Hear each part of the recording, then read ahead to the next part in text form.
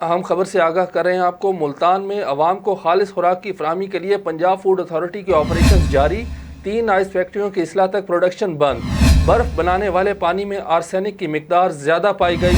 آپ کو ایک دفعہ پھر بتاتے چلیں، ملتان میں عوام کو خالص خوراک کی فراہمی کے لیے پنجاب فوڈ اتھارٹی کے آپریشنز جاری، 3 آئس فیکٹریوں کی اصلاح تک پروڈکشن بند۔ برف بنانے والے پانی میں آرسینک کی مقدار زیادہ پائی گئی۔ اسی پر مزید بات کر لیتے ہیں deputy bureau chief Multan Shahroz Khan سے۔ جی شہروز، بتائیے گا کیا تفصیلات ہیں؟ جی، پنجاب فوڈ اتھارٹی کی جانب سے ملتان بھر میں عوام کو خالص خوراک کی فراہمی کے لیے پنجاب فوڈ اتھارٹی کے لیے کے آپریشن جو ہے وہ جاری ہیں اور بلا تفریق کارروائیوں کا سلسلہ جاری رہے گا۔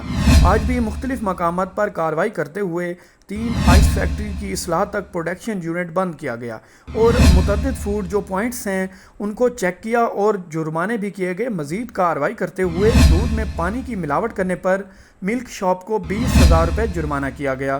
مٹھائی میں رنگ کارڈ کھلے رنگ کے استعمال پر سویٹس اینڈ بیکرز کو 14,000 روپے جرمانہ کیا گیا۔ کارروائی جو کہ ملتان کے علاقے سورج میانی روڈ، بہاولپور روڈ اور خانیوال روڈ پر کی گئی۔ جی بہت شکریہ شہروز خان، ہمیں تفصیلات سے آگاہ کر رہے تھے۔